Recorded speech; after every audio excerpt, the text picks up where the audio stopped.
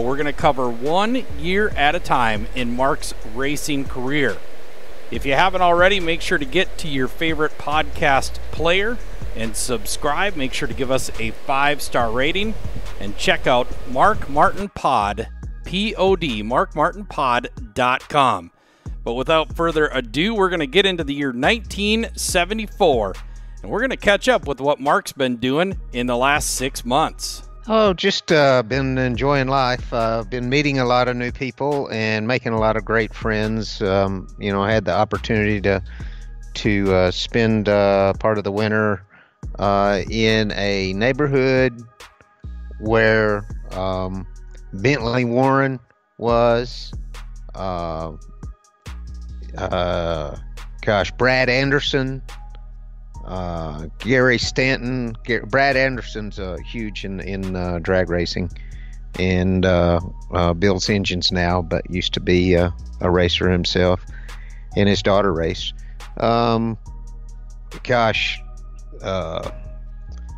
Just racers. A lot of cool racers in the neighborhood. Gary Stanton builds a lot of the USAC midget engines.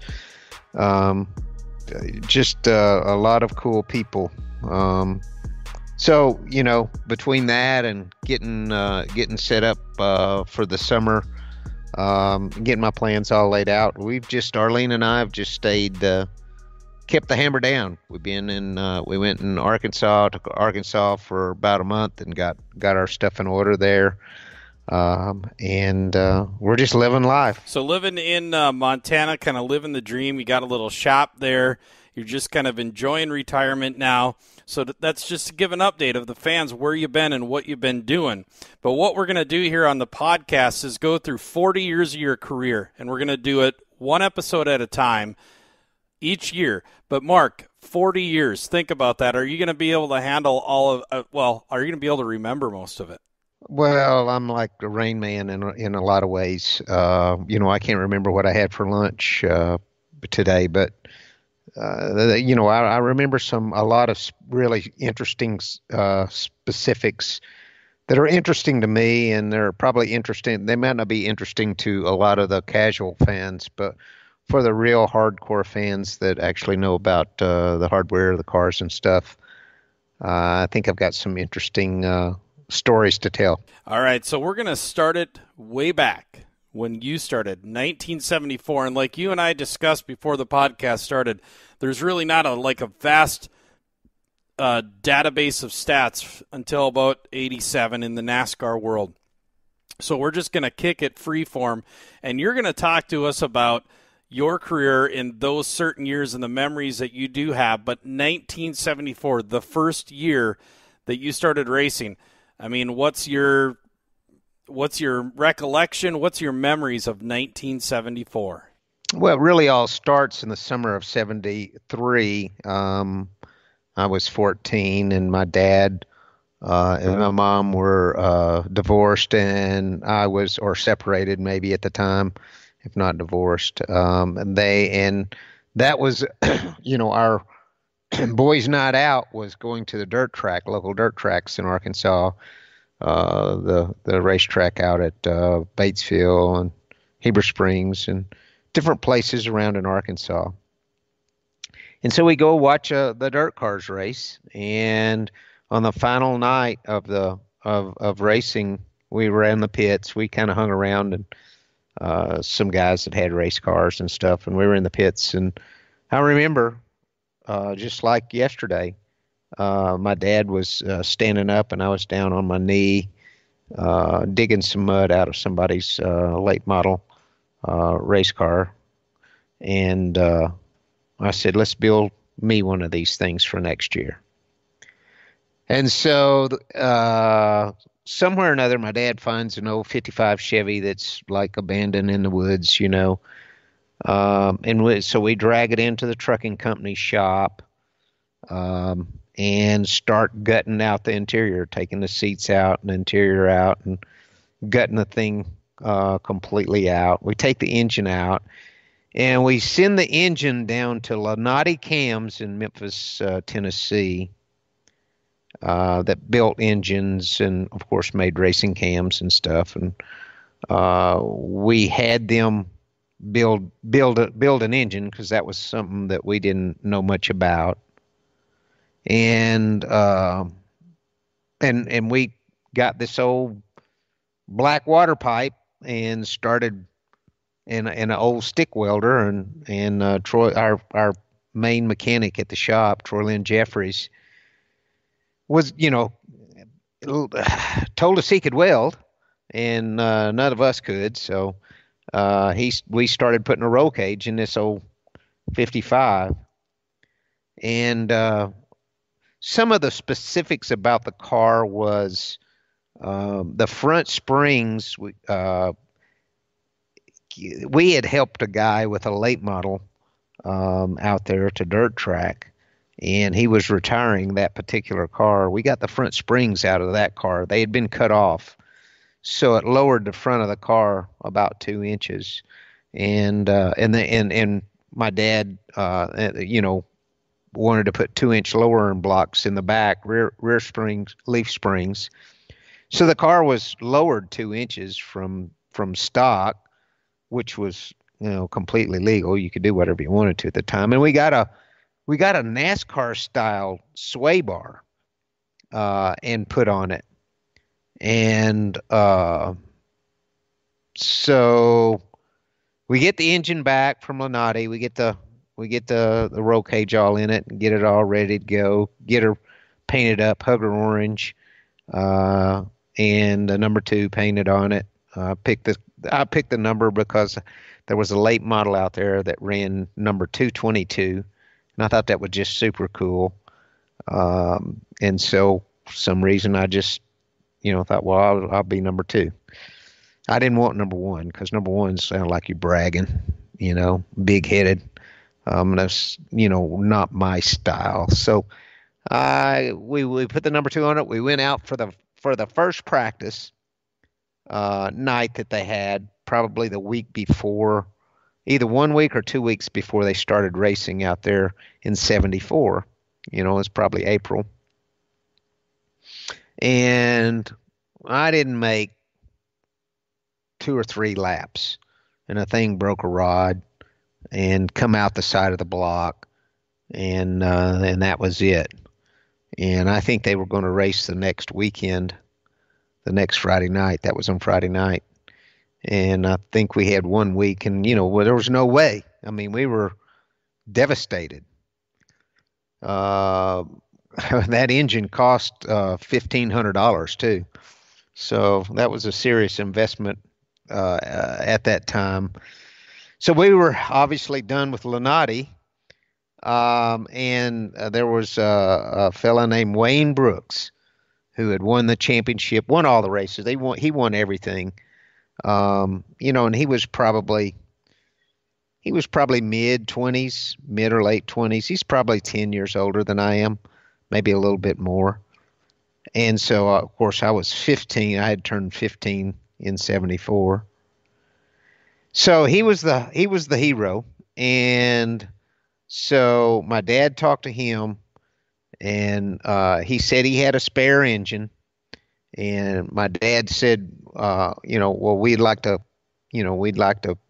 pay you to build us an engine, but we need to race this first race. So they started building an engine, but of course it was going to take more than a week to get all the parts together back then. And so he let us use his old stand. They called it old standby, his old spare engine. Put that thing in there, and man, it ran great. And we just started right off, uh, running pretty good. The first night, the first race, the first heat race.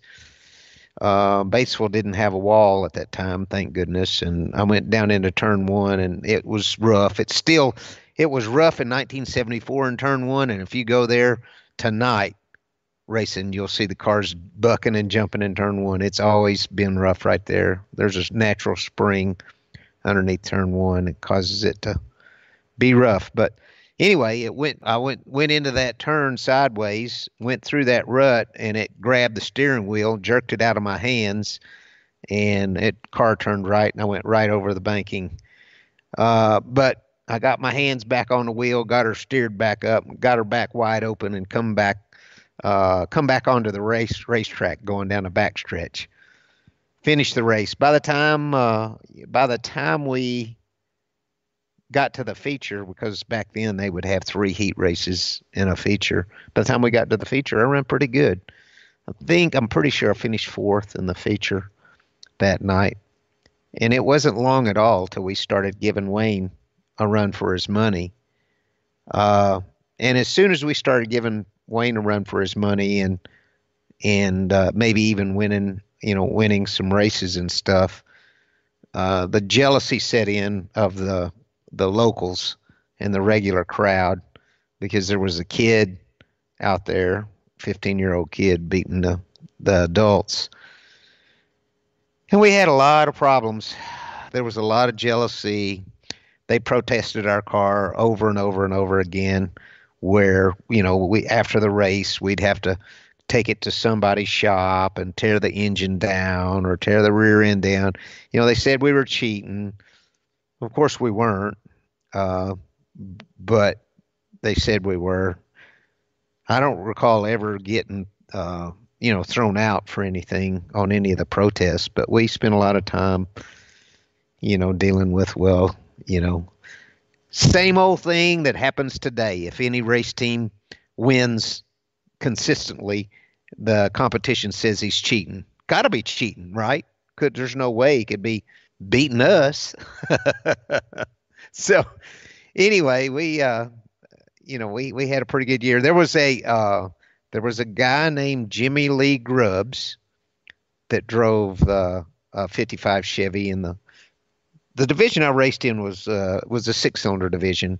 Might be a hobby stocker today in today's world. They had late models which had V8s, and then they had this V6 or the 6-cylinder division, which was what I raced in. And Jimmy Lee didn't appreciate me much. This young kid out there outrunning them. So one night at Batesville, I see him. He's trying to hold me up, and I still get by him. We clack sides as I'm going by, and I get by him. And just a few laps later, I see him. He's slowed down, and he's waiting for me, and he thinks he's gonna get me. And I see him. Here I come. I'm leading the race, and here I come, and I already know what I'm gonna do. He ain't gonna get a chance to take me out. As soon as I got to him, I hooked him and turned him around, and he slid up a telephone pole in the infield. And so I went on and won the race and carried the checkered flag, went and got the checkered flag and carried it around. Well, when I'm carrying the checkered flag around, I see down in the pits, there's a hell of a ruckus going on down there. So I just take my time getting back over there because I'm not interested in getting any fight. I weighed 110 pounds and was 15 years old. So my uncle from the grandstands ran all the way to the pits when that happened, and I think he popped Jimmy Lee before he had a chance to get out of the car. Anyway, they had a pretty good little fight. We started venturing out to there was a dirt track in Little Rock, and Little Rock is like that was going big time, for us. It was Benton Speed Bowl is what it was called at the time. So we decided we would go down there and test ourselves against different competition, since we were getting where we were competitive with Wayne every night where we were racing locally. So we head off down to Little Rock, and we're outside the pit gate. When the pit gate opens, we walk up and try to buy a pit pass. And they asked me how old I was, and I said 15. They said, "Well, you can't go in the pits." And I said, "Well, I have to. I'm the driver." They said, "Well, you're not tonight. You're not." So that was the rule. You couldn't get in the pits, but if you were under 16. So this man named Kenneth Clifton was the promoter at the time at at Benton Speedbowl, which is now today I-30 Speedway. Many of you know of that racetrack. Um, so we go up to Kenneth's office, sit down with him, my dad and I. And we talk it over, and he decides to let us sign something or other, waiver or some kind or other, and decided that he'd make an exception to the rule and let me in the pits. And so we started racing down there on Saturday night a lot. We'd race Batesville on Friday night. We'd race down there at Benton on Saturday night, and there was a black number 7 car. I believe his name was Big John. Boy, he was a big old boy. And we started winning races down there too. And he he he quit. And I don't know if he said this or not, but the word on the street was he said he was going to quit. If a kid could beat him, he was going to quit. So he quit racing. So Big John, that black number 7 car, didn't show up anymore. Um, I remember it not necessarily fondly.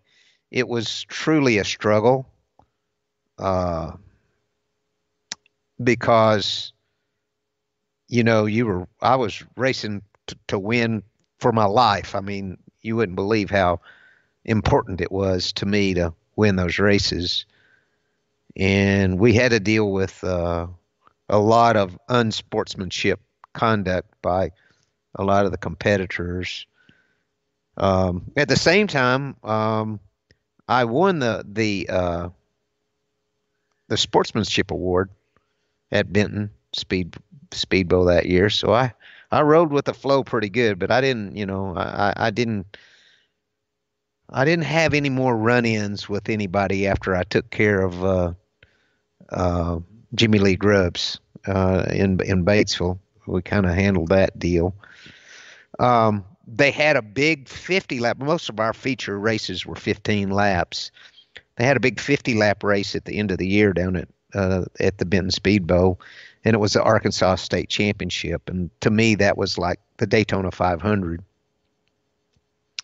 And we went down there and won that thing. And that was one I can name probably 5 of the most major wins of my career, and probably 2 or 3. I know 3 of them. No one has listened to the podcast probably has ever heard of.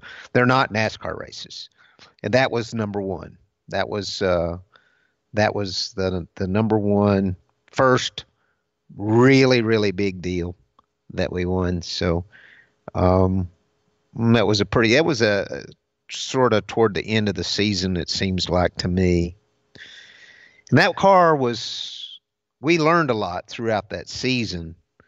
That car was too heavy, and my dad had put the seat in the center of the car. It wasn't on the left side; it was in the middle because he wanted to protect, his boy. And so we're looking at 1975, and obviously we're going to build a new car. It's going to be a much better piece than what we had in 74. A lot of upgrades. And so I kind of will save that one for the next podcast, but there's some interesting, things about the build of that car. Uh, and actually, the first car we had was primitive. It was heavy. It was probably probably 125 wall, 1/8 inch wall, black water pipe roll cage, stick welded in. Very, very, very heavy piece. Uh, but our competitions, cars were all pretty much heavy as well. So we were able to compete for wins with that car and really learn a lot, and put together a great season that laid the foundation for the next year. Tell me about that car The 55 Chevy, the first car. Is that the one in the museum in Batesville? So Shaw was never able to locate that car. He worked really hard, and I guess it went to the crusher.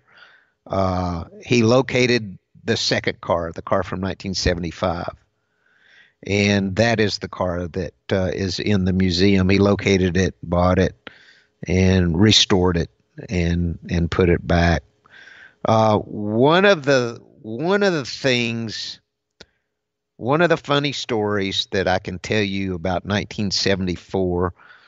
We were always accused of cheating anyway, but they were having an open competition race down at Benton Speedbow on a Saturday night. That was the same night that Heber Springs ran, but Heber Springs didn't have enough competition for us by this time in the season.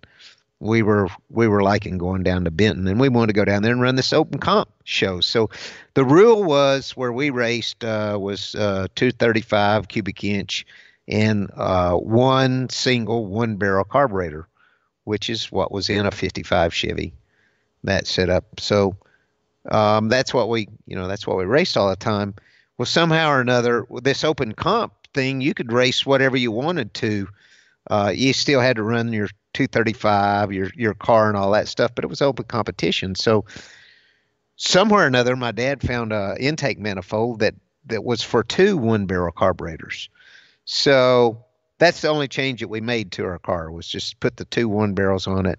We're all loaded up. We're ready to leave out for Benton, and they call and say, "Hey, it's raining down here. It's rained out," and we were just crushed. We wanted to race so bad, um, and so they were racing up at Heber Springs, but we didn't have time to change the intake manifold, so we just go to Heber, up to Heber, and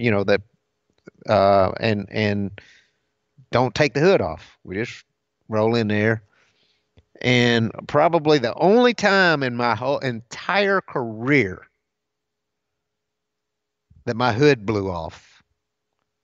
I'm out there on the racetrack racing, and the hood blows off. And there's those two chrome breathers on there. So obviously, I'd pull right on off the racetrack. We load up and we leave. We get the hell out of there because people are pissed. Competitors are pissed at us, and all that stuff. So we all load up, Larry Shaw, and whoever else was helping. We load up. We got the hell out of there. We got about halfway home and realized we'd left my dad at the racetrack, and boy, he was pissed when he got a ride and got back to us. But that was a really funny deal, and I got one more thing to say about that. So at last year's fan appreciation, I met a guy who raced with me back then, and he says, "Yeah, you remember that night your hood blew off and you had two carburetors at Heber Springs?" I said, "Yeah, boy." He says, "Well, I won that race." And he said, "I had two carburetors too, and nobody knew it." So anyway, it was a crazy time. Um, we had a lot of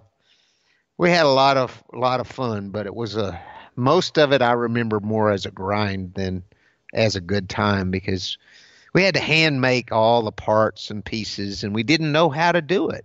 We didn't know what we were doing, and so we just had to learn from trial and error, going to the junkyard and getting parts and pieces and making things work.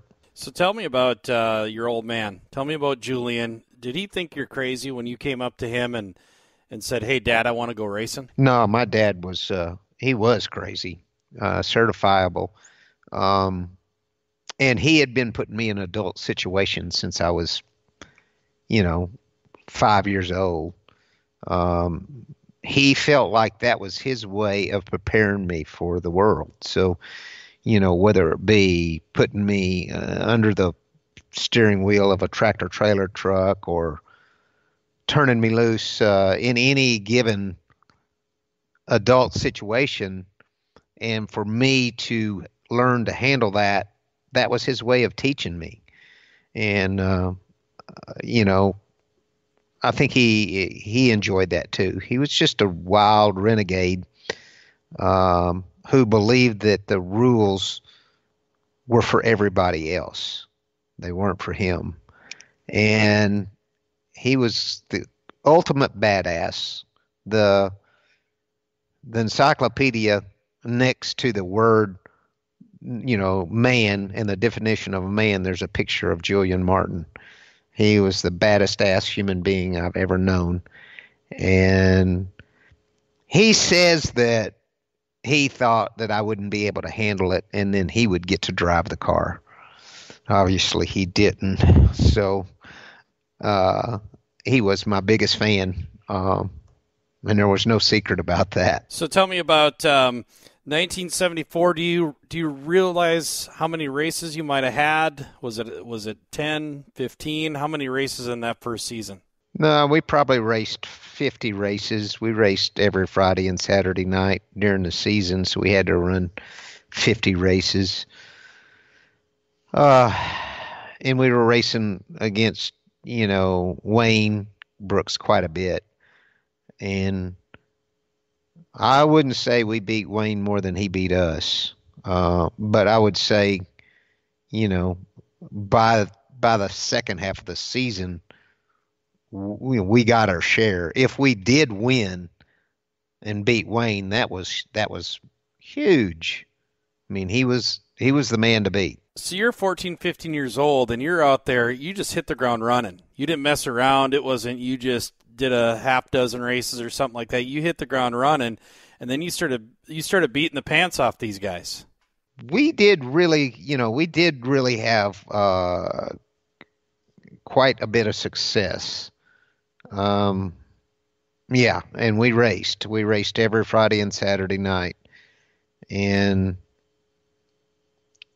if, Larry Shaw, which I would never think of Larry Shaw as someone who would be up for a fight. Larry doesn't appear to be that kind of guy, but I never saw anyone ever stand up to my dad ever in his entire lifetime. I never saw anybody go toe to toe with him. But there was a couple of scuffles, but those scuffles had more to do with my uncle and Larry. Larry caused a fight one time because we had. This goes into 75, and I'll tell that story on the 75 one, but Larry laughed and pointed at some misfortune of one of our competitors, and he was also a young driver, and his dad came over to confront Shaw, and Shaw says he raised his hand for something.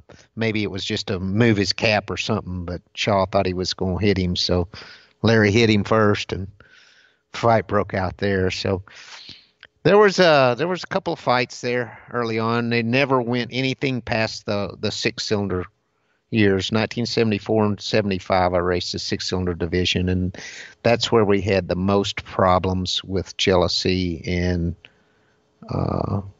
the least, I'd say, professionalism with the competitors and all. It got better after I moved into the late model division. So last question to ask you on 1974. You've got a 55 Chevy, your first car, and you've seen what's going on with today's dirt track racing. Tell us the big difference in over 40 years. Wow. I'd say the rear suspension is the biggest, most incredible difference. The amount of traction that these guys can make today is just mind-boggling. We just had 55 Chevy on stock leaf springs with 2-inch lowering blocks in the back, and street tires, to get bite. Now today, these guys, whether it's modifieds or late models, either one, that rear suspension is a marvel to me. I still don't quite understand, how they make all that work and get all that lift in that thing. But it's not just that. I mean, the structure of the chassis is way beyond, anything that what we had. We had a stock 55 Chevy frame with a roll cage put on it, and the way the structural build of these cars today is, also really incredible. Every piece of it, though, the shock absorbers, you name it, every piece of the race car has evolved and been refined. And that's why, race cars continue to go faster and faster and faster, even as they restrict the engines with horsepower. They take horsepower away, or they take wing away, or body away, or spoiler away, downforce away. But incredibly, the guys just come right back and go just as fast or faster after they have a chance to work on them for a while and figure out how to get more out of them. So, today's race cars are nothing like, back then we took a street car and modified it. And today you build a race car from the ground up, from scratch. So that's going to wrap it for episode 16 of the Mark Martin Podcast, year 1974, 1 year at a time. And Mark, we're going to take some side steps every once in a while. We'll go year by year, but boy, if there's something that gets you excited, we're definitely going to maybe throw an interview here and there and have some fun. Yeah, I'm kind of interested in getting into these years because there's some really important, there's some really important racing and learning and fun and funny stories coming up in the next, really 10 years, 10 or 12 years. Between now, the beginning of my career and Jack Roush, those years are all really, really profound and had a profound effect on me personally, whether they were growth years or years where we couldn't do anything wrong, or the years where we actually failed miserably. The struggles, the highs, the lows. There was a lot of amazing stuff happened in those first 10 years, 12 years really. And though, I really look forward to sharing that with our listeners. So once again, the years 1974 all the way up till 2014 on the Mark Martin Podcast. Once again, go to your app store, wherever you listen to podcasts, download them. And to give you an indication of how this is going to go moving forward, we're going to release them on Mondays, and you can find everything at markmartinpod.com or on the stores. And again, on social media at Mark Martin Pod on Facebook, Twitter, and Instagram. But this wraps up year 1974. 1975 is the next episode. And we will catch you on the flip side here on the Mark Martin Podcast. Thank you for subscribing and listening to the Mark Martin Podcast. Remember to give us a 5-star rating in your app store. Connect with us on Facebook, Twitter, and Instagram at Mark Martin POD. The Mark Martin Podcast is a production of the Accelerated Podcast Network.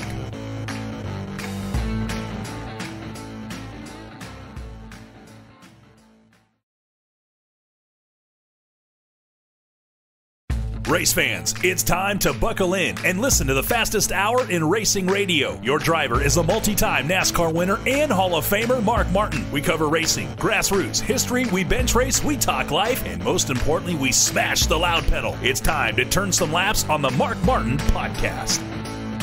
Episode number 15 of the Mark Martin Podcast. We are back after quite a lengthy delay. There's been a lot going on in the world of Mark Martin. Race for Hope 74, year number 2, has wrapped up. We're going to go over that.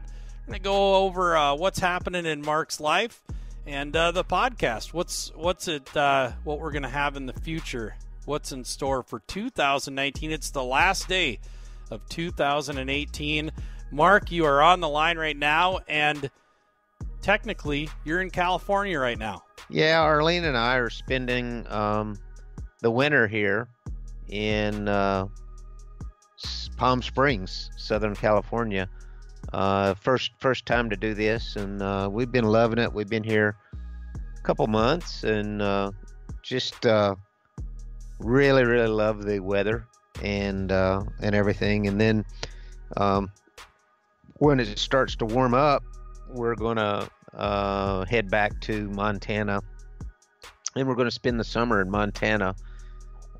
We bought a house there, and we're really, really excited about spending the summer there, and hopefully having some friends come and visit us, um, and so kind of just opening. Arlene and I are just kind of opening a new chapter in our lives, and for right now, it's going to be out on the left coast for a while. So to give people more of a perspective of what's happened in the last couple months, last 3-4 months, you're a big fan of RVing. And last last couple years, you went out to Montana. You found a spot that you really liked, and lo and behold, you went and purchased a house. And you even sprung it on me at the Race for Hope. It's like, hey, I'm leaving Monday to Montana.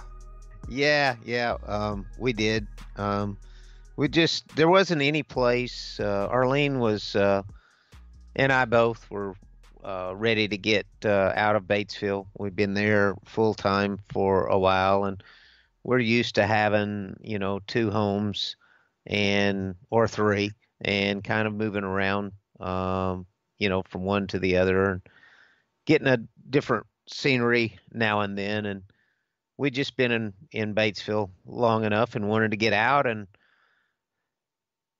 just I've never been anywhere as beautiful and as peaceful as Montana. Just it's a lot like Colorado, except it's not nearly as commercialized. There's not nearly as many people. There's not nearly as many tourists, even though we're right at Glacier National Park. It's just a different feel for us than we spent 20 years in Daytona Beach, and so we're really loving that. And then when it gets too cold for us there, we run down here to Indio, California, and it's like the motor coach, I don't know, capital of the world.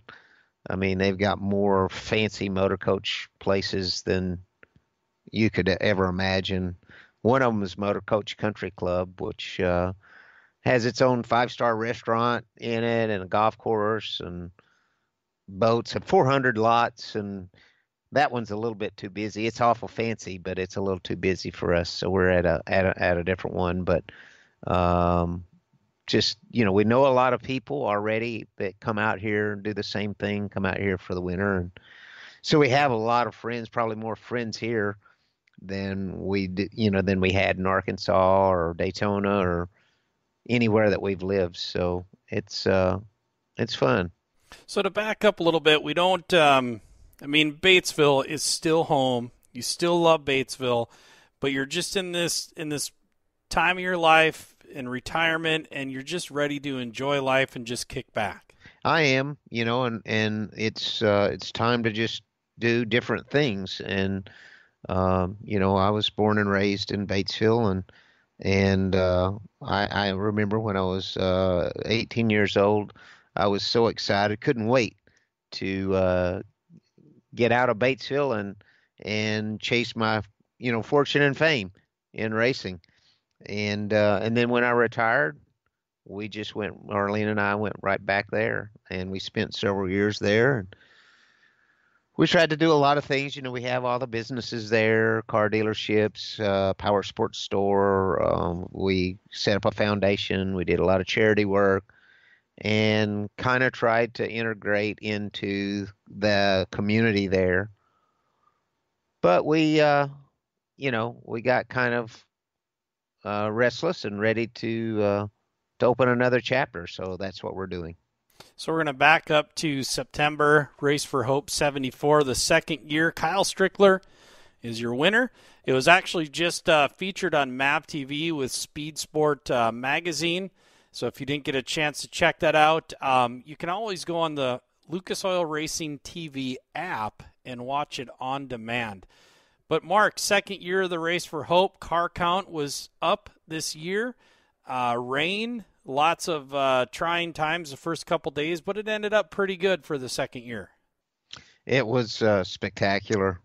So much fun. Um, I actually had even more fun the first year because I didn't work nearly as hard. We all worked really, really hard to try to make this, a bigger and better event.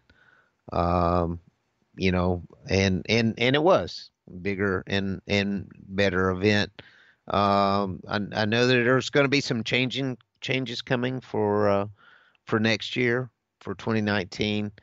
I'll let Mooney kind of figure those changes out.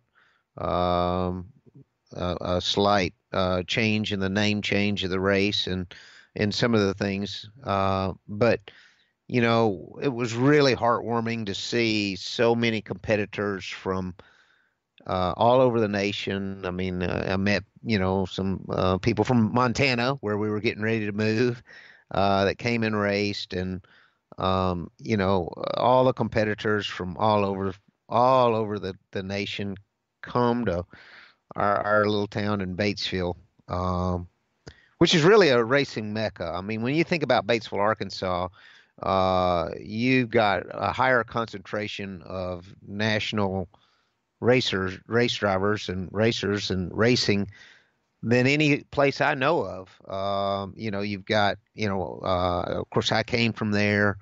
Larry Shaw, uh, started racing with me. Now he's built nearly 3,000 dirt track cars. Bill Davis was, out of there, helped me in the early years of racing, and then wound up being a Daytona 500 winning car owner. You've got all the dirt track drivers. I mean, from Wayne Brooks to Wendell Wallace to Billy Moyer Jr., the Taylor boys, Jeff Taylor, Peyton Taylor, and the list just goes on and on and on. I don't even know who all I'm leaving out. But it's amazing little place. And We're it's here at it's Fenway quite a mecca Park. for dirt track racing. Hi and welcome, everybody. And This is Dwayne so I'm Kuiper proud of and that. Mike Krukow Proud here of for MVP Baseball. all the competitors This that game came, features the did Baltimore such a great Orioles job. and the Boston Many of Red them Sox. The contributed starting to pitcher, Wade Miller. the foundation. We wound up presenting a check to the Child Advocacy Here's Center the of game's Independence first County batter, Miguel after grand Tejada. opening. About a month after the race was over, we presented them with a check for $40,000. So we were really proud of that. The racers were a big part of that.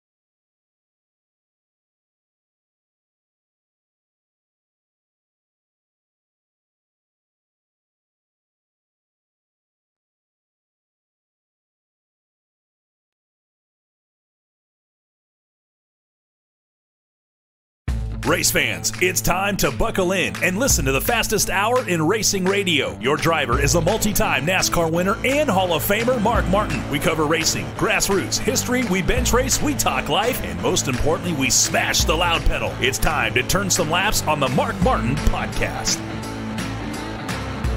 Episode 17 of the Mark Martin Podcast, and today we delve into the second year of Mark's career, 1975. Before we have a chance to get after it, make sure to go to markmartinpod.com to get more information on the Mark Martin Podcast, get your listening links and all of that good stuff.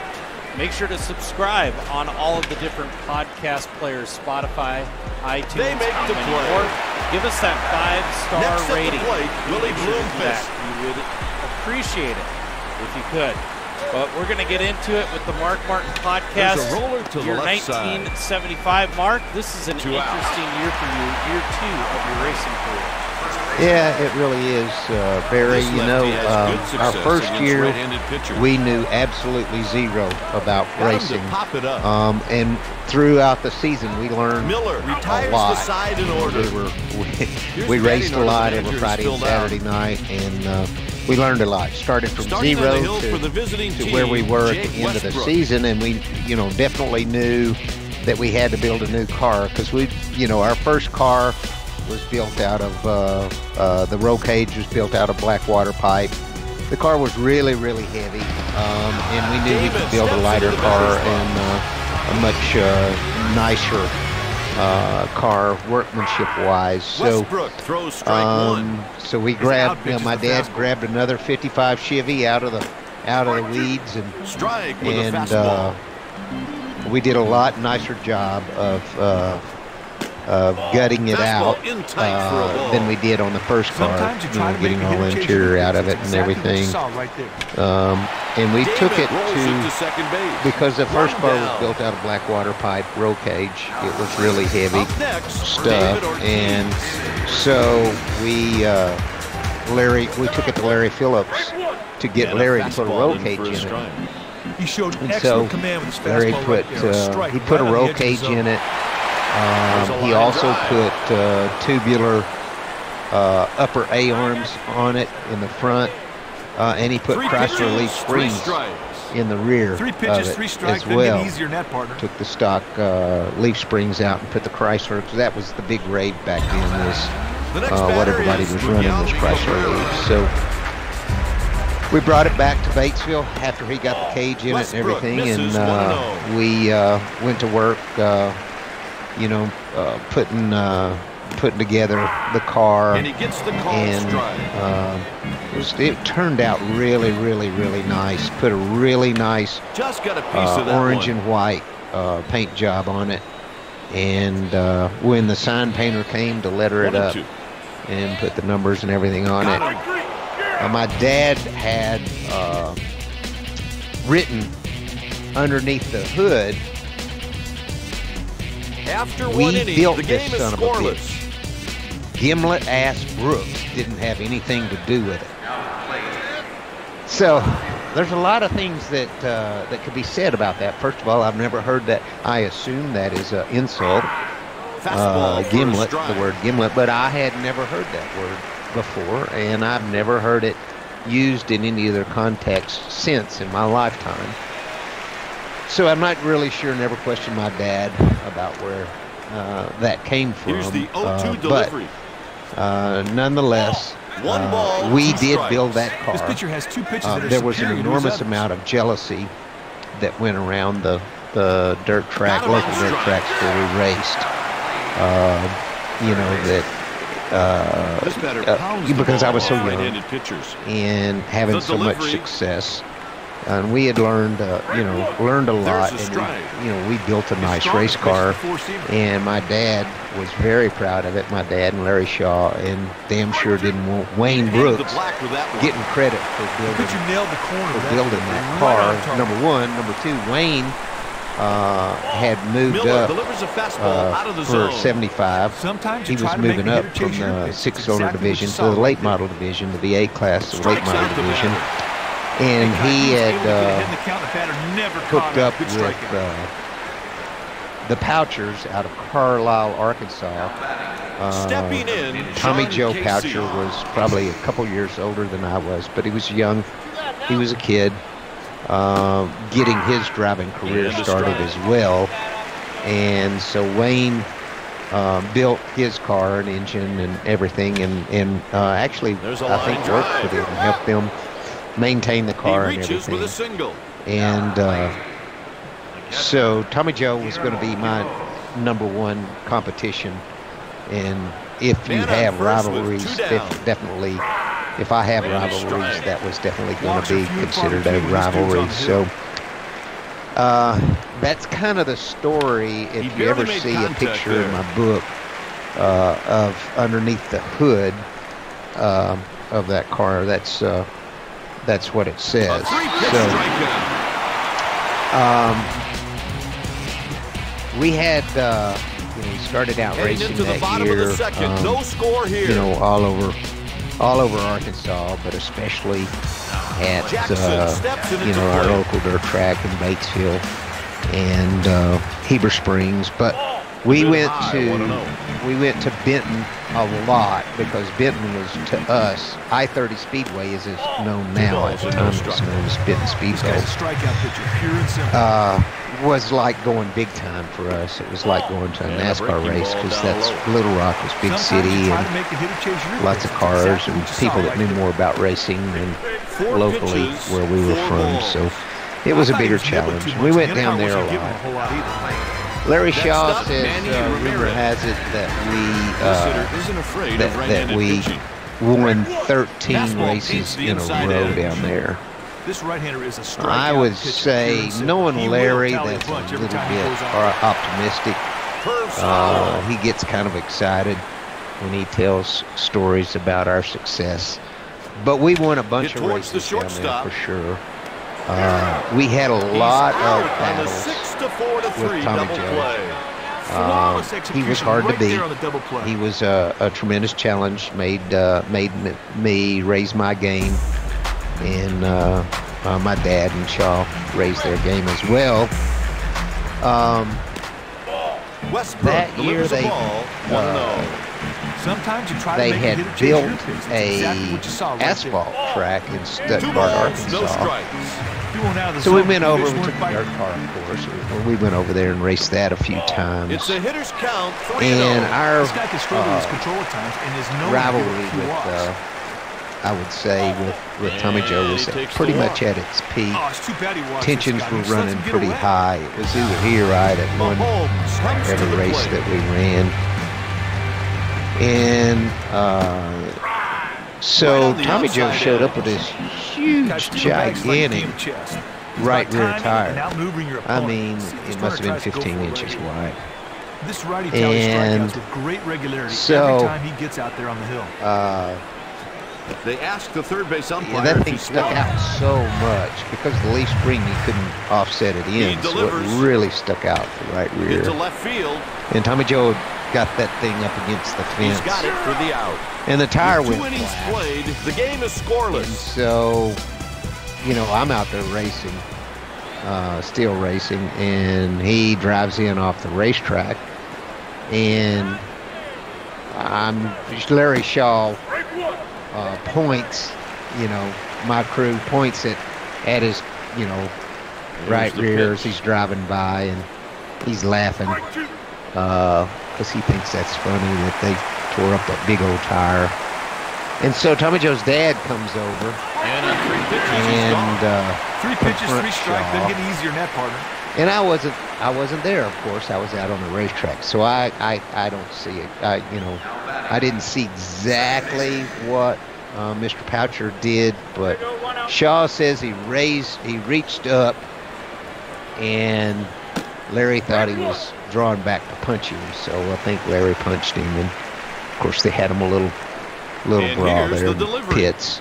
So that's the second fight they had in the pits before I ever got off the racetrack, because they had the big one with Jimmy Lee Grubbs the year before. But He hits it weakly this to is center and this not is the deep. same struggle Damon that I makes the had routine catch. Did a nice the pitch first there to get the year. fly ball. Nice Maybe work. a little bit less Next struggles. at the There was plate, a lot of Miguel Tejada. jealousy and resentment by the competitors because, you know, I was having so much success so young. Swings and lifts one to we right. still had Miller with a 1-2-3 we had inning. some issues After with 2.5, no you know score being here. protested. Not as much as the first year, but Up a little next, bit. Mike Lowe. One of the things was the first night Here that comes we ran the first car, pitch of the at-bat. the upper A-frames, like I Westbrook said, fires a fastball and misses. Larry This had guy's a stud, Kite. He expects to be on that mound all the way to the built ninth tubular inning upper every A-frames, time. which is a lot lighter than the stock A-frames. It also turned the ball joint, you know, at the right angle And the because count is 2-1. the front, you know, the front of the car was lowered some, and the back of the car was lowered some, so it set down really nice. Had weight jackers on the rear leaf springs, so you could adjust the wedge a little bit. What a tough play. It was a really nice car, but you know, like I say, you know, it was a stock frame and everything. But you know, according to the rule book, the A-frames needed to be stock. So they let us run it the first night, and we took it home and got to looking at the thing and decided that we could take a stock A-frame and hack it up. You know, hack it around where the ball joint goes, hack that end of it off, and hack it off where it mounts to the shaft that goes to the frame, and it would just slide right over the tubing. So we slapped them on top of there and welded them on so that they looked like they were stock, but they weren't. And we got away with that. That was acceptable. And so that car is the car that sits in my museum in Batesville. He'll definitely get wood on the ball. It's a pretty crude race car, but it is a lot nicer than our first car, and we sure were proud of it. Put a lot of work into it. And that car sits on the trailer that it was towed on. So that car, I have a picture of me standing next to that car in 1975. Halfway through the season, we put a new body on it. You know, we were pretty rough in bodies, a lot of beating and banging. And so I put all the trophies out by it, and it's sitting on the trailer. I'm standing next to the car and the trailer and the trophies. And that's how it sits in the museum, minus the trophies, of course. But the car and the trailer is on display there. A little bit of a story on the trailer. We built that trailer to pull our first race car on in '74. So it's come time to build a trailer. We're definitely Arkansas engineers, backyard farmer engineering kind of guys. So we figured, well, we need to get some house trailer axles. The game is scoreless. Cut them in the middle and narrow them up so it'll be the right width. Leading off, Willie Bloomquist. And we need to get some angle iron. This red-handed hitter We'll is frame not a out, great average guy, but you know, he's the not frame up terrible with either. angle iron, and then we'll put wood planks down where the car drives up on. And we did that, and we bought some store-bought really nice fenders. Welded those fenders on it, painted that baby hugger orange, and we used it for the first 2 years that I raced. And then after that, I think my dad gave it to Terry Bell, who worked in the office as a dispatcher in a trucking company. And in 2015, He reaches with a 2015, I had someone tweet me on Kite, that's what I Twitter like about this guy. and He always gets asked it done. me, You asked him to get something hey, done, ain't this boom, your he old delivers. trailer? It was out in the woods, rusted and abandoned. And I said, heck yeah, I got to have that thing. So anyway, we went and got it, pulled it out of the weeds, and I restored it myself, tore it down, sent it off to the sandblaster, had it sandblasted and powder coated, and rewired it, redid the hubs and everything, and found some tires on eBay that were the correct tire, and it's all restored as well. I'm kind of proud of that trailer because it really shows what what level we were on right there. I mean, the only part that was store-bought, I guess, on the thing was the hitch and the fenders. Everything else was just angle iron and wood and house trailer parts that were discarded. So and that was pretty cool. Just off the top of your head, how much money did you put into restoring that trailer? Oh, I didn't count it, but I'm sure that, I mean, I'm thinking somewhere in the 2000s to have it sandblasted and powder coated. Much more than it ever cost to build it. And then, of course, I bought the tires. Got the wheels, and the axles, and everything painted up and everything. But I was really proud of it, and it gave me a project. I was just 27 home runs. Just a year and a half out of being retired, and I was still hunting for my niche. Sometimes you try to make the hitter chase your pitch. And so it gave me a project to work on every day. It only took me 2 weeks to do it, and like I say, I did it all myself, other than the powder coating, sandblasting and powder coating the things. So on the last episode in 1974, you talked about how Larry took this car from 1975 and restored it. He went and found it, correct? And then restored it. He went to the museum? Yes, it had turned into a Nova. They put a Nova, it's a 55 Chevy, but it turned into a Nova. And, so they changed the body on it and raced it some and whatnot. He managed to locate it and, of course, put a new 55 body on it and restored it back. Larry did all the work on that and gets all the credit for it. Gets a piece and hits it. So, it turned out really nice. The car from '74, Larry tracked it down. And, third base umpire I think he thinks it wound up going to the crusher. So that one didn't exist. But Larry's a dear friend. The story on Larry Shaw was in 1974 when we were building that first race car. We were building it in the trucking company shop. Of course, the doors were open every day. And Larry had Larry Shaw's Auto Clinic, which is an auto repair shop nearby. And every day when he'd close up shop, he'd drive by and he'd see all this commotion going on around this 55 Chevy. Welding the body on it, or welding roll cage and all that stuff. And it spiked his interest. So one day, he just wheeled in there. And he's looking around and liking what he was seeing. And he told my dad, he's off to second. My dad probably asked him, hey, would you put that thing on the Sun machine, which is the diagnostic tune-up machine? Check the timing and whatever. You do that every week for us. I'll put your name on the quarter pound. Larry Shaw Auto Clinic. So they made the deal, and of course Larry started stopping in every evening and lending a hand, and pretty soon he was hooked, and that's how he got started in racing, was working on my cars. He worked at night with my dad. All of 74, all of 75, and all of 76.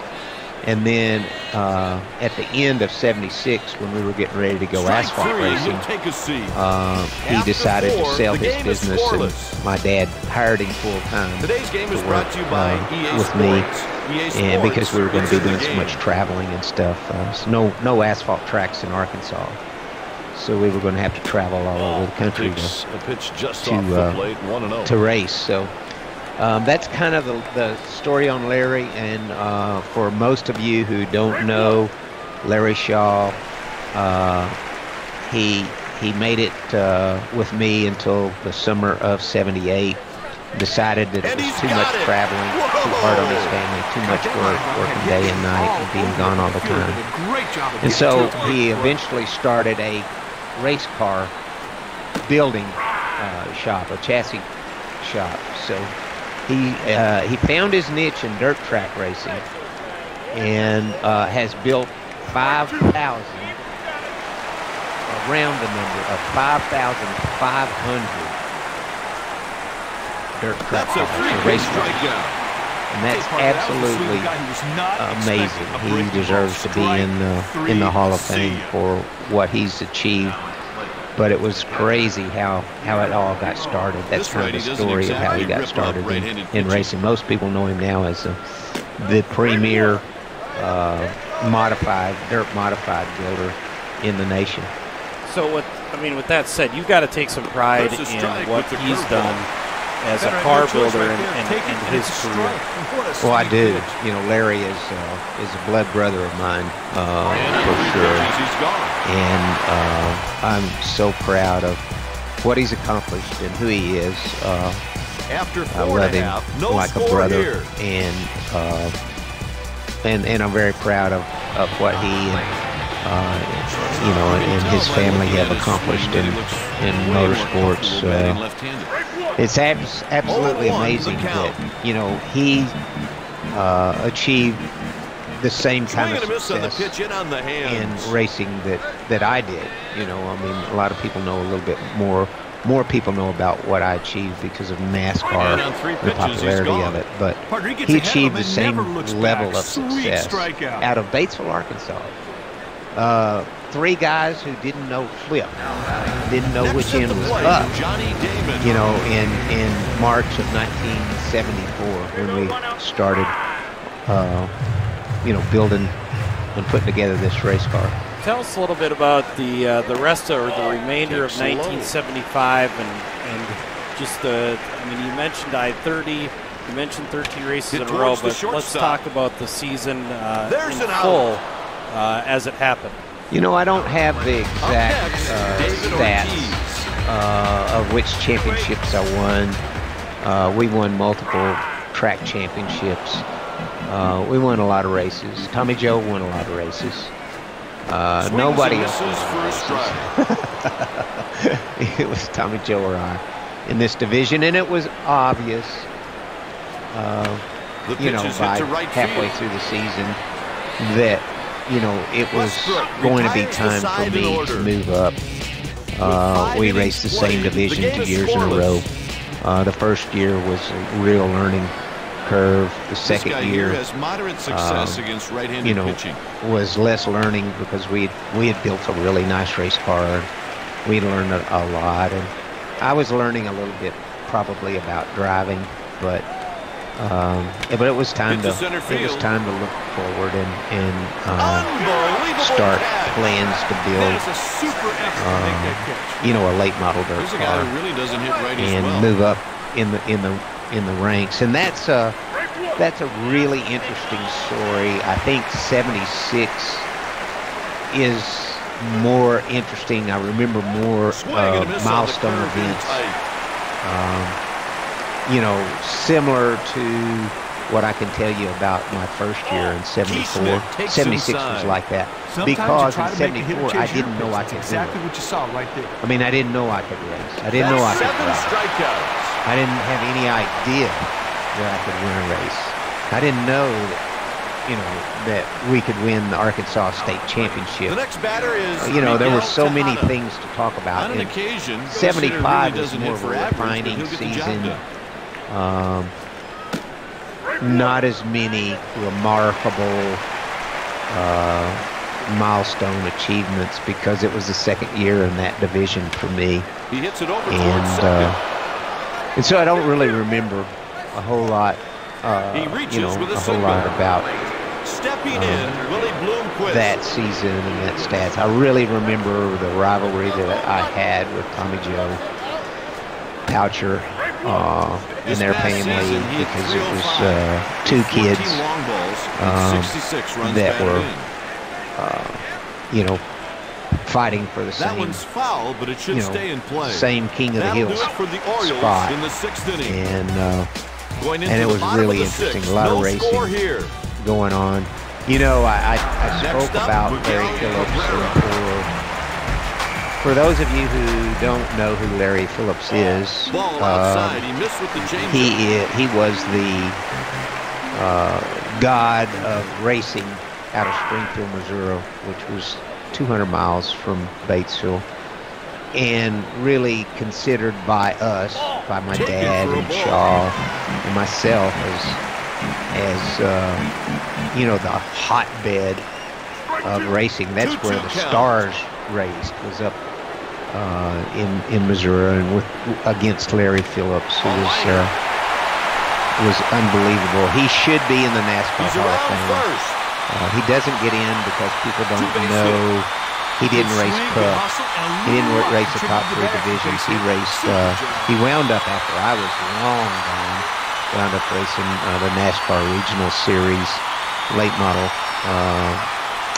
asphalt series around there, and he won a astonishing 87% of the races he ran.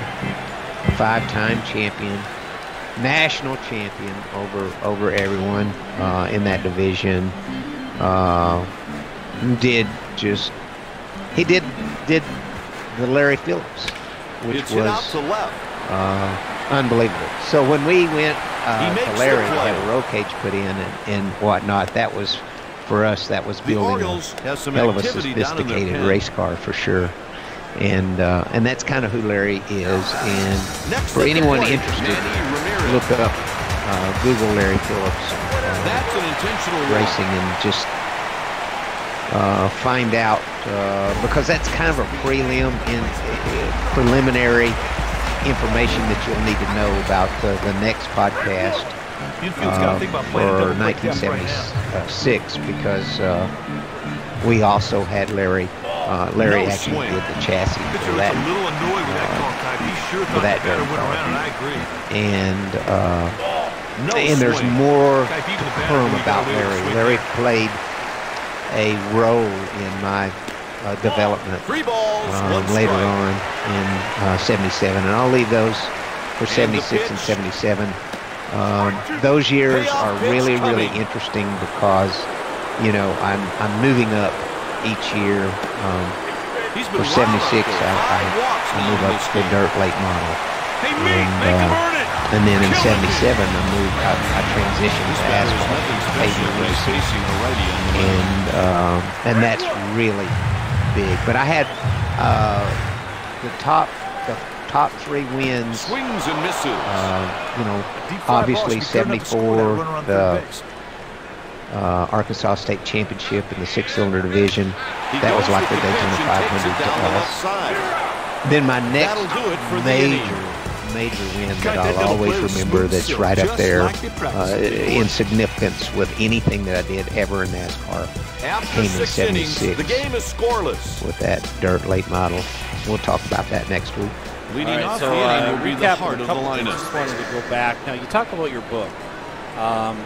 Where can fans get information on that book? When was it written? It looks like, just want to get a quick search. Is it Mark Martin Driven to Race?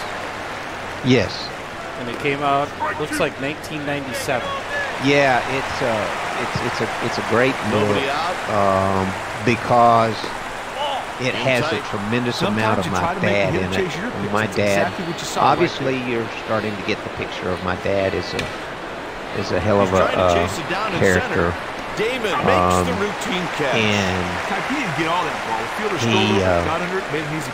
he did a lot of interviews with Bob Zeller, who wrote the book, which is a tremendous writer, did a tremendous job of putting the book together, the photographs, and there probably, to me, there seems like there's more in there for my dad's words from my dad's mouth than there are even from my mouth.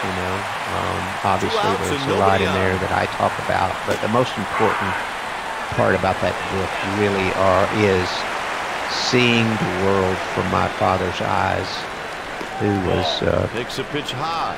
Absolutely unbelievable. If you read this book, which they're hard to get because they're not published anymore, so they're kind of hard to find. But eBay usually you can find one on eBay or something.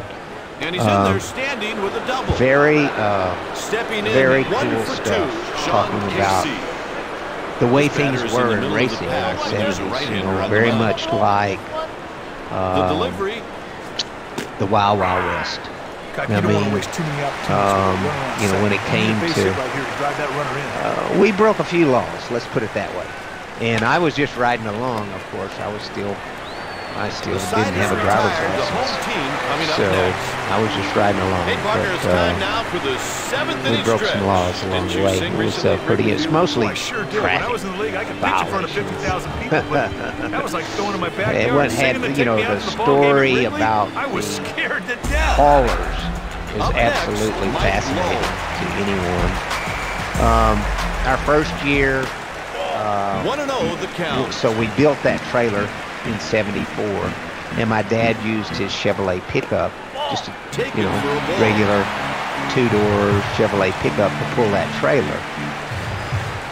Well, for '75, he uses the same truck and cuts the frame and extends the frame and makes it a four-door. So that we could all ride to the races together. And, it looked like he decided to swing when the ball was almost at the plate. And of course, it had a 454 in it and a Holley carburetor. Towards the shortstop. And he's headers and all that stuff. So, it ran really good. But I'll tell the story of this thing as it transitions. It transitioned from a two-door Chevy pickup truck, half-ton truck, to a four-door with some performance enhancements for '75, and then in '76 it transitions again, and this is where it really gets interesting when we start traveling outside, all over the state and outside the state and all that stuff. It starts really getting interesting. Some of the stories about the trips that we made in the hauler. So we'll get into that stuff next week. And you're right, eBay is basically it for the book. It's really not in print anymore. 1987, the year it was published. So make sure to check that out. But Mark, wrapping up 1975, any more interesting memories on it? Well, I'd like to first touch on the book. My son Matt and I have discussed the possibility of doing the ending of the book. It goes up through the first half of my career. And so, we could, I would like to, someday when I've got time to go through it. It takes a lot of time to do that, but I'd like to get with Bones Boucher. Bones is an incredible writer. He did such an amazing job on Bentley Warren's book, and especially Gary Ballou's book. The Gary Hot Shoe Ballou book is the best book I've ever read in my life. And if you haven't listened to the podcast that I did with Gary, you need to go back and listen to that sometime or other, because Gary has stainless steel balls. I mean, the guy was just absolutely unbelievable. Certainly a interesting racer, interesting guy, and actually a hero of mine who made some mistakes that cost him probably a NASCAR Hall of Fame career. So it's very interesting. But anyway, someday maybe we'll do the last half of the book, because there's lots of interesting stuff to talk about there. Yeah, since 1987, there's been 22 years, so there's a lot of more memories to well, obviously, the start of your career is very formative. A lot of really good memories, but there's still 20 years to add on. Throws to the cutoff man. Yeah, there is. There's a lot of interesting years. 76, next episode's going to be really fun. 77 is going to be absolutely amazing. 78, 79, 80, 81. Absolutely phenomenal time to be in motorsports, and just a absolutely career that just skyrocketed, and very humbling all along the way. Just I couldn't believe that I was getting to race with legends, and and even beating them some, or some of them, was absolutely phenomenal. What a great time it was, and what a great time in motorsports when you went to the junkyard and you got your parts off of a car in the junkyard and took them back to the shop and made them into racing parts. And, this is the kind of thing that we did for many years, and something that I'll always cherish, having the opportunity to do.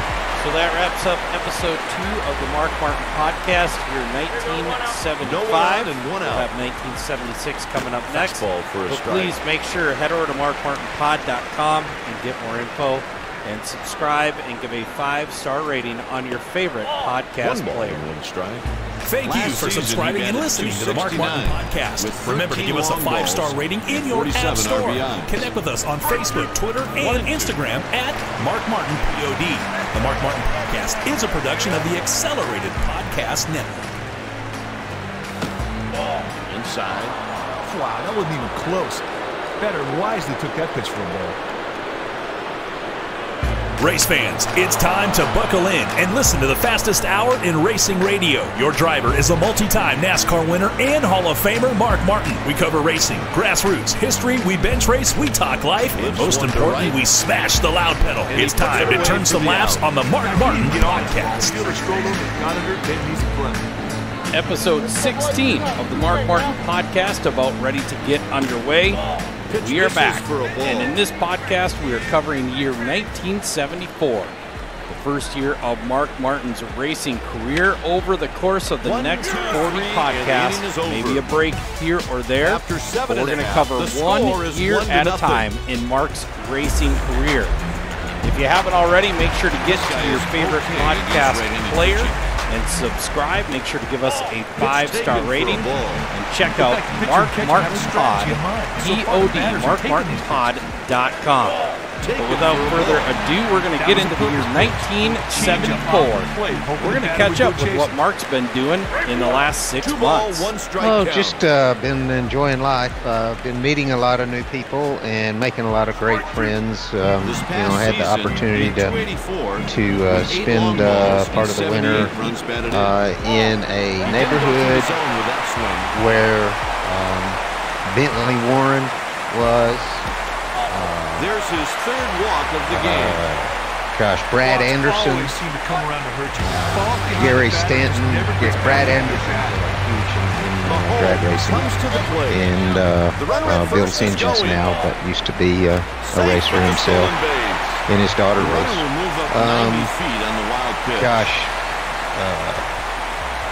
Just racers. A lot of cool racers in the neighborhood. Gary Stanton builds a lot of the USAC midget engines. Just a lot of cool people. So, between that and getting set up for the summer, getting my plans all laid out, Arlene and I have just stayed, kept the hammer down again, and we went in Arkansas for about a month and got our stuff in order there. And we're just living life. So living in Montana, kind of living the dream. You got a little shop there. You're just kind of enjoying retirement now. So that's just to give an update of the fans where you've been and what you've been doing. But what we're going to do here on the podcast is go through 40 years of your career. And we're going to do it one episode at a time each year. But Mark, 40 years, think about that. Are you going to be able to handle all of are you going to be able to remember most of it? Well, I'm like the Rain Man in a lot of ways. I can't remember what I had for lunch today, but I remember a lot of really interesting specifics that are interesting to me, and are probably interesting. They may not be interesting to a lot of the casual fans, but for the real hardcore fans that actually know about the hardware, the cars and stuff, I think I've got some interesting stories to tell. All right, so we're going to start it way back when you started in 1974, and like you and I discussed before the podcast started, there's really not a vast database of stats until about 87 in the NASCAR world. So we're just going to kick it freeform, and you're going to talk to us about your career in those certain years and the memories that you do have. But in 1974, the first year that you started racing, I mean, what's your recollection? What's your memories of 1974? It all comes down to this. Well, it really all starts in the summer of '73. I was 14, and my dad and my mom were divorced, and I was, or separated maybe at the time, not divorced. And that was, our boys' night out was going to the dirt track, local dirt tracks in Arkansas. Go ahead and run. The racetrack out at Batesville and Heber Springs and different places around in Arkansas. And so we go watch the dirt cars race. He belts it and way back, on the final night of racing, we were in the pits. We kind of hung around, and some guys that had race cars and stuff, and we were in the pits. And I remember, just like yesterday, my dad was standing up, and I was down on my knee, digging some mud out of somebody's late model race car. The next batter is and I said, let's build me one of these things for next year. And so somewhere or another, my dad finds an old 55 Chevy that's like abandoned in the woods, so we drag it into the trucking company shop and start gutting out the interior, taking the seats out and the interior out, and gutting the thing completely out. We take the engine out, and we send the engine down to Lonati Cams in Memphis, Tennessee, that built engines and, of course, made racing cams and stuff. And we had them build an engine, because that was something that we didn't know much about. And we got this old black water pipe and started in an old stick welder, and Troy, our main mechanic at the shop, Troy Lynn Jeffries, was, told us he could weld, and none of us could. So we started putting a roll cage in this old 55. It's hit to the left side. Some of the specifics about the car was the front springs. The Orioles are getting their bullpen ready. We had helped a guy with a late model out there at the dirt track, and he was retiring that particular car. We got the front springs out of that car. They had been cut off, so it lowered the front of the car about 2 inches. And my dad, wanted to put 2-inch lowering blocks in the back, rear springs, leaf springs. So the car was lowered 2 inches from stock, which was, completely legal. You could do whatever you wanted to at the time. And we got a NASCAR style sway bar and put on it. And so we get the engine back from Lonati. We get the roll cage all in it, get it all ready to go, get her painted up, hover orange, and the number 2 painted on it. I picked the number because there was a late model out there that ran number 222, and I thought that was just super cool. And so, for some reason, I just, thought, well, I'll be number 2. I didn't want number 1, because number 1 sounded like you're bragging, big-headed. That's, not my style. So we put the number 2 on it. We went out for the first practice night that they had, probably the week before, either 1 week or 2 weeks before they started racing out there in '74. It was probably April. And I didn't make 2 or 3 laps. And the thing broke a rod. They're making their own breaks come the out the side of the block. That was some good base running there. And that was it. And I think they were going to race the next weekend, the next Friday night. That was on Friday night. And I think we had 1 week, and there was no way. I mean, we were devastated. Stepping in, Sean Casey. that engine cost $1,500 too. So that was a serious investment at that time. So we were obviously done with Lunati. The bullpen is stirring, and so he just there wants was to come out and give the a bullpen fella some named more Wayne time. Brooks, who had won the championship, won all the races. He won everything. And he was probably pitching change will be made. He was probably mid-20s, mid or late 20s. He's probably 10 years older than I am, maybe a little bit more. And so, of course, I was 15. I had turned 15 in '74. So he was the hero, and so my dad talked to him, and he said he had a spare engine, and my dad said, well, we'd like to, we'd like to pay you to build us an engine, but we need to race this first race. So they started building an engine, but of course it was going to take more than a week to get all the parts together back then. So he let us use his old standby. They called it old standby. Incredible play. His old spare engine. Put that thing in there, and the Orioles are warming up man, a it ran and a great. righty in the And bullpen. we just started right off, running pretty good. The first night, the first race, the first heat race, Batesville didn't have a wall at that time, thank goodness. And I went down into turn one, and it was rough. It was rough in 1974 in turn one, and if you go there tonight racing, you'll see the cars bucking and jumping in turn one. It's always been rough right there. There's a natural spring underneath turn one that causes it to be rough. But anyway, I went into that turn sideways, went through that rut, and it grabbed the steering wheel, jerked it out of my hands, and car turned right, and I went right over the banking.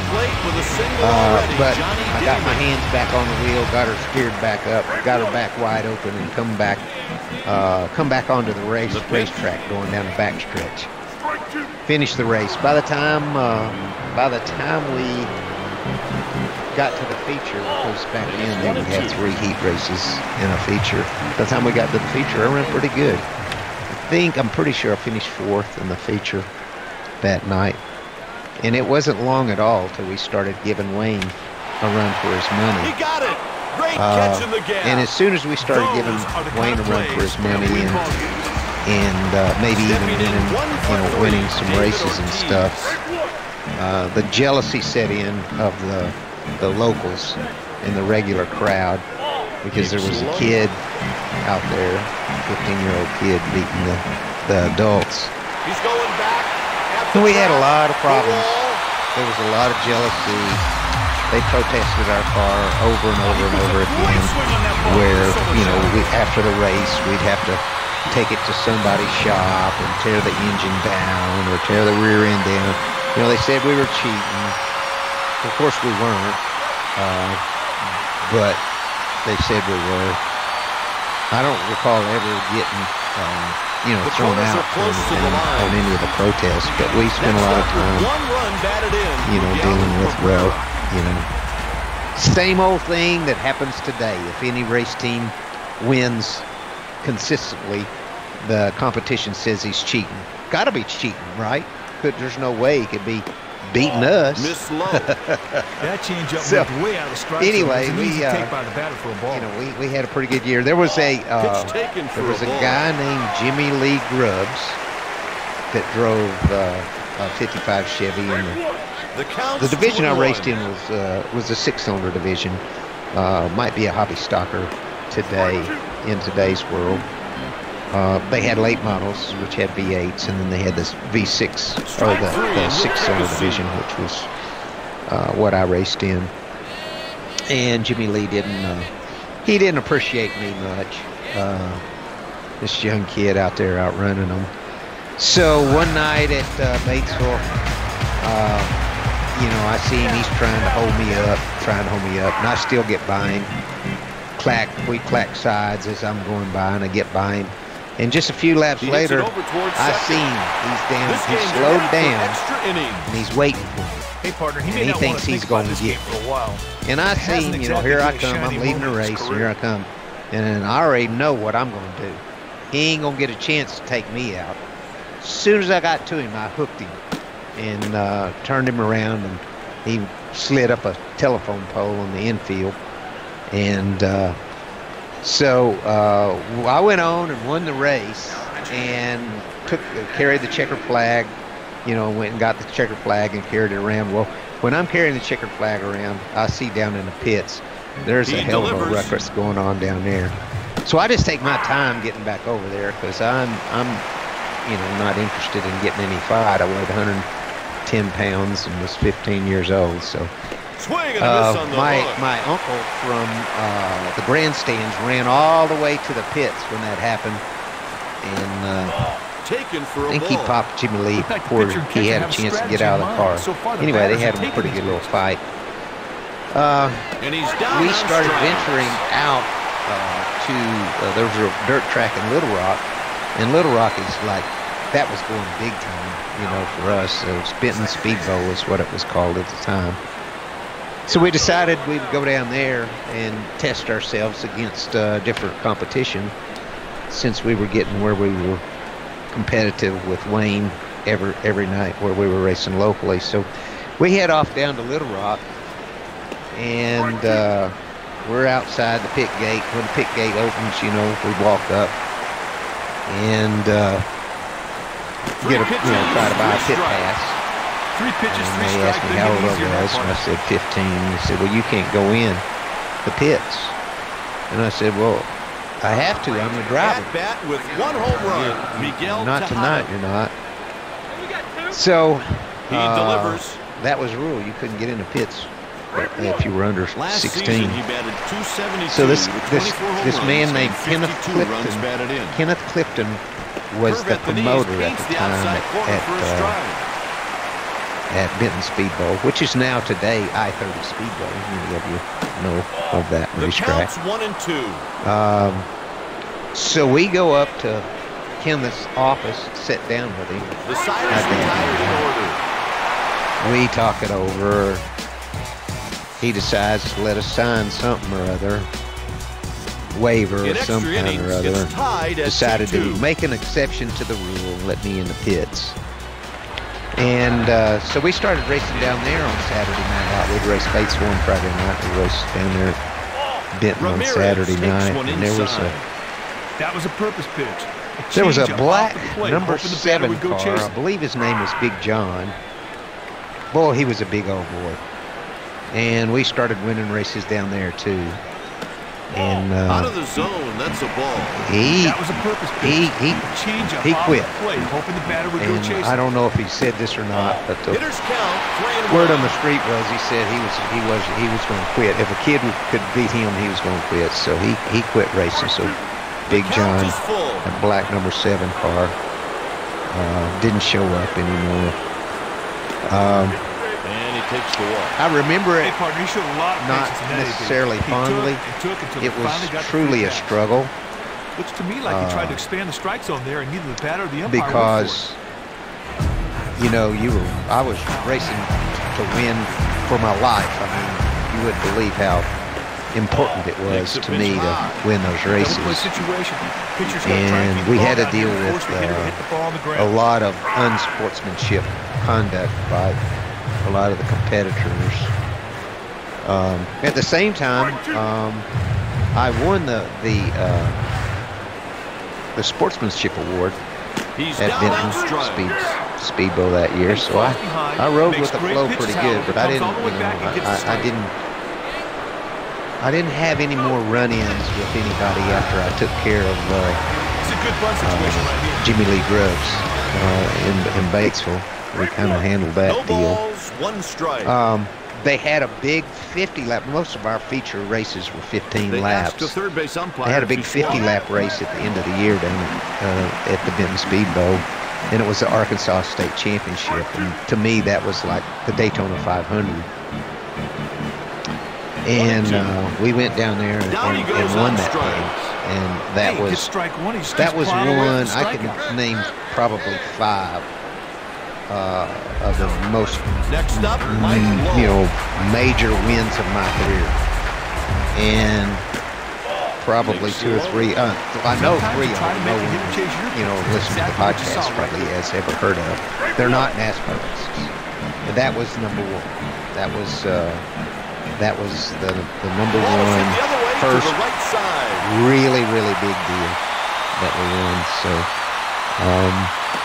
that was sort of toward the end of the season, it seems like to me. And that car we learned a lot throughout that season. That car was too heavy, and my dad had put the seat in the center of the car. It wasn't on the left side; it was in the middle, because he wanted to protect, his boy. And so we're looking at 1975, and obviously we're going to build a new car. It's going to be a much better piece than what we had in 74. A lot of upgrades, and so I kind of will save that one for the next podcast. But there's there's some interesting things about the build of that car. And actually, the first car we had was primitive. It was heavy. It was probably just out of the fielder's reach. Probably 125 wall, 8-inch wall, in the 10. Black water pipe, roll cage, stick welded in. Very, very, very heavy piece. But our competition's, cars were all pretty much heavy as well. So for more on MVP baseball, we were able to log on to compete for EASports.com. wins with that car, Sports, and really learn a lot, and put together a great season that laid the foundation for the next year. Tell me about that car. The 55 Chevy, the first car. Is that the one in the museum in Batesville? Red Sox are making a change so on defense. Shaw was never able to locate that car. He worked really hard, and I guess it went to the crusher. He located the second car, the car from 1975, and that is the car that is in the museum. He located it, bought it, and restored it, and put it back. One of the funny stories that I can tell you about 1974, we were always accused of cheating anyway, but they were having an open competition race down at Benton Speedboat on a Saturday night. That was the same night that Heber Springs ran, but Heber Springs didn't have enough competition for us by this time in the season. We were liking going down to Benton, and we wanted to go down there and run this open comp show. So the rule was, where we raced, was 235 cubic inch and one single one-barrel carburetor, which is what was in a 55 Chevy. That setup. So that's what we raced all the time. Well, somehow or another, this open comp thing, you could race whatever you wanted to. You still had to run your 235, your car and all that stuff, but it was open competition. So somewhere or another, my dad found an intake manifold that was for 2 one-barrel carburetors. So that's the only change that we made to our car, was just put the 2 one-barrels on it. We're all loaded up. We're ready to leave out for Benton, and they call and say, "Hey, it's raining down here. It's rained out." And we were just crushed. We wanted to race so bad. And so they were racing up at Heber Springs, but we didn't have time to change the intake manifold. So we just go to Heber, up to Heber, and don't take the hood off. Just roll in there.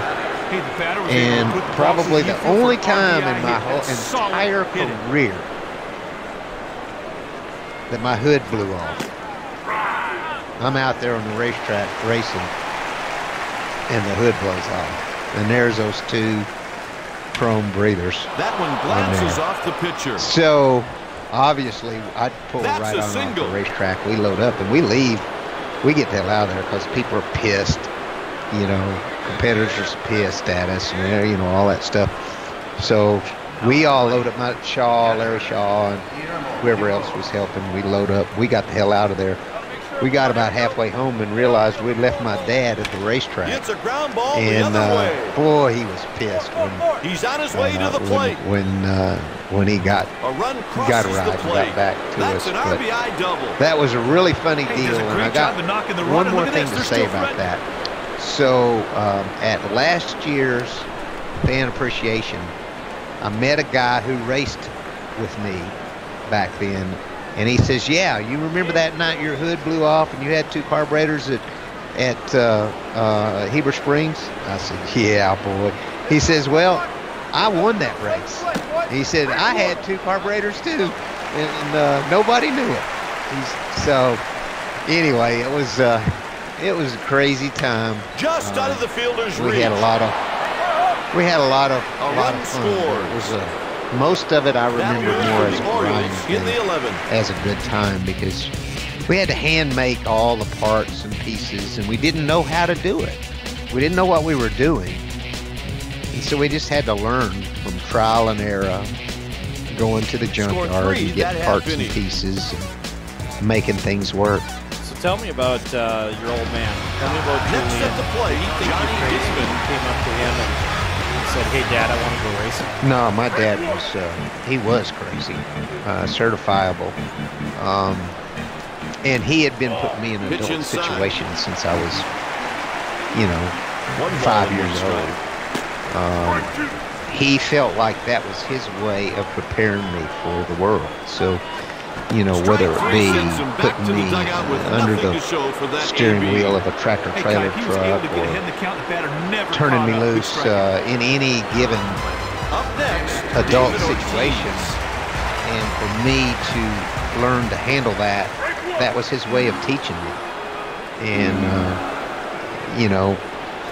I think he enjoyed that too. He was just a wild renegade who believed that the A 3-pitch rules strikeout. were for everybody else. They weren't for him. 3 pitches, And 3 strike. Doesn't get any he easier than was that, partner. the ultimate badass. The encyclopedia next to the word, Stepping in, man, and the definition of man, there's a picture of Julian Martin. He was the baddest ass human being I've ever known. And he says that he thought that I wouldn't be able to handle it, and then he would get to drive the car. Obviously, he didn't. So That one just he was my biggest fan. And there was no secret about that. So tell me about No swing. 1974. Do you realize how many races you might have had? Was it 10, 15? How many races in that first season? No, we probably raced 50 races. We raced every Friday and Saturday night during the season, so we had to run 50 races. The Baltimore And we were Orioles racing win it by against, 3. Wayne Brooks quite a bit. And I wouldn't say we beat Wayne more than he beat us. But I would say, by the second half of the season, we got our share. If we did win and beat Wayne, that was huge. I mean, he was the man to beat. So you're 14, 15 years old, and you're out there. You just hit the ground running. You didn't mess around. It wasn't you just did a half dozen races or something like that. You hit the ground running, and then you started beating the pants off these guys. We did really have quite a bit of success. Yeah, and we raced. We raced every Friday and Saturday night. And if, Larry Shaw, which I would never think of Larry Shaw as someone who would be up for a fight. Larry doesn't appear to be that kind of guy, but I never saw anyone ever stand up to my dad ever in his entire lifetime. I never saw anybody go toe-to-toe with him.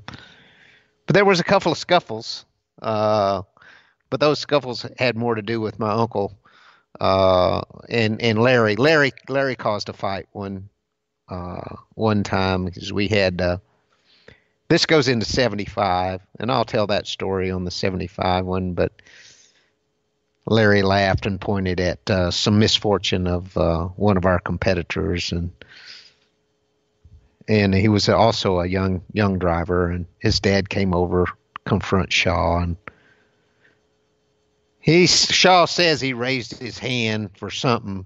Maybe it was just to move his cap or something, but Shaw thought he was going to hit him, so Larry hit him first, and fight broke out there. So there was a couple of fights there early on. They never went anything past the six-cylinder years. 1974 and 75, I raced the six-cylinder division, and that's where we had the most problems with jealousy and the least, I'd say, professionalism with the competitors and all. And it got better after I moved into the late model division. So last question to ask you on 1974, you've got a 55 Chevy, your first car, and you've seen what's going on with today's dirt track racing. Tell us the big difference in over 40 years. Wow. I'd say the rear suspension is the biggest, most incredible difference. The amount of traction that these guys can make today is just mind-boggling. We just had 55 Chevy on stock leaf springs with 2-inch lowering blocks in the back, and street tires, to get bite. Now today, these guys, whether it's modifieds or late models, either one, that rear suspension is a marvel to me. I still don't quite understand, how they make all that work and get all that lift in that thing. But it's not just that. I mean, the structure of the chassis is way beyond, anything that what we had. We had a stock 55 Chevy frame with a roll cage put on it, and the way the structural build of these cars today is, also really incredible. Every piece of it, though, the shock absorbers, you name it, every piece of the race car has evolved and been refined. And that's why, race cars continue to go faster and faster and faster, even as they restrict the engines with horsepower. They take horsepower away, or they take wing away, or body away, or spoiler away, downforce away. But incredibly, the guys just come right back and go just as fast or faster after they have a chance to work on them for a while and figure out how to get more out of them. So, today's race cars are nothing like, back then we took a street car and modified it. And today you build a race car from the ground up, from scratch. So that's going to wrap it for episode 16 of the Mark Martin podcast, year 1974. 1 year at a time. And Mark, we're going to take some side steps every once in a while. We'll go year by year, but boy, if there's something that gets you excited, we're definitely going to maybe throw an interview here and there and have some fun.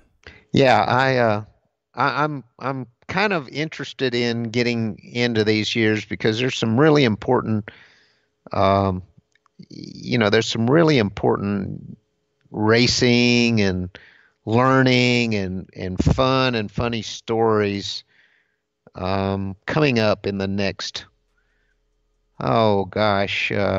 really 10 years, 10 or 12 years between now, the beginning of my career and Jack Roush. Those years are all really, really profound and had a profound effect on me personally, whether they were growth years or years where we couldn't do anything wrong, or the years where we actually failed miserably. The struggles, the highs, the lows. There was a lot of amazing stuff happened in those first 10 years, 12 years really. And though, I really look forward to sharing that with our listeners. So once again, the years 1974 all the way up till 2014 on the Mark Martin podcast. Once again, go to your app store, wherever you listen to podcasts, download them. And to give you an indication of how this is going to go moving forward, we're going to release them on Mondays, and you can find everything at markmartinpod.com or on the stores. And again, on social media at Mark Martin Pod on Facebook, Twitter, and Instagram. But this wraps up year 1974. 1975 is the next episode, and we will catch you on the flip side here on the Mark Martin Podcast. Thank you for subscribing and listening to the Mark Martin Podcast. Remember to give us a 5-star rating in your app store. Connect with us on Facebook, Twitter, and Instagram at Mark Martin POD. The Mark Martin Podcast is a production of the Accelerated Podcast Network.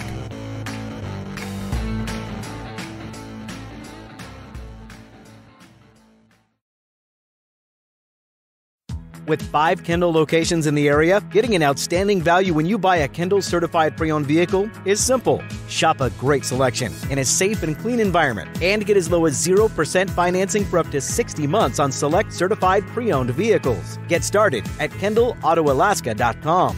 Kendall. Let's start something great. 0% APR for 60 months on certified pre-owned Toyota models and non-approved credit with $1,669 per $1,000 borrowed. Subject to prior sales. See dealer for details. Offer valid 6/1/2020 to 6/30/2020.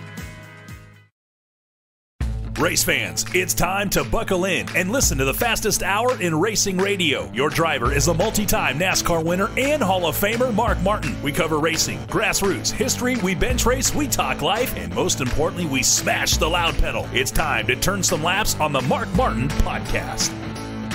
Episode number 15 of the Mark Martin Podcast. We are back after quite a lengthy delay. There's been a lot going on in the world of Mark Martin.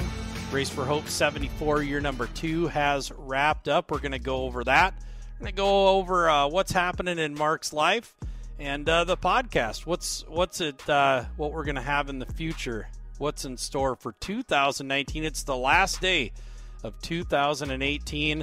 Mark, you are on the line right now, and technically you're in California right now. Yeah, Arlene and I are spending the winter here in Palm Springs, Southern California. First time to do this, and we've been loving it. We've been here a couple months, and just really love the weather and everything. And then when it starts to warm up, we're gonna head back to Montana, and we're gonna spend the summer in Montana. We bought a house there, and we're really excited about spending the summer there, and hopefully having some friends come and visit